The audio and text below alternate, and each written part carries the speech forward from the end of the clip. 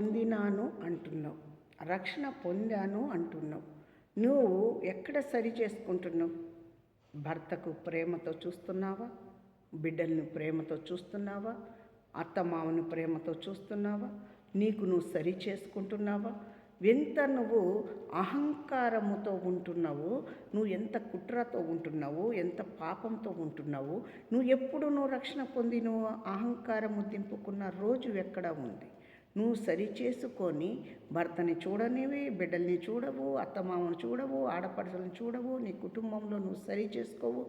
ఎప్పుడు నువ్వు రక్షణ పొందిన దినము అనేది నీకు అక్కరకు వస్తుంది. హల్లెలూయా. ఎప్పుడు నీ అహంకారము దిగిందో అప్పుడు నీకు మరి దేవుడు దీవెన నీ దగ్గరికి వస్తుంది. అహంకారము లేకుండా నీకు నువ్వు సరి చేసుకుంటేనే దేవుడు దీవెన మీ దగ్గరికి వస్తుంది. హల్లెలూయా. మనం అనుకుంటున్నాం, చాలా జాగ్రత్త కలిగి మనం వినాలి. ఎందుకంటే మనం గొప్పవాళ్ళు అనుకుంటాం. ఎక్కడ నువ్వు గొప్పదనేవి, నువ్వు జాగ్రత్త కలిగి ఉండు.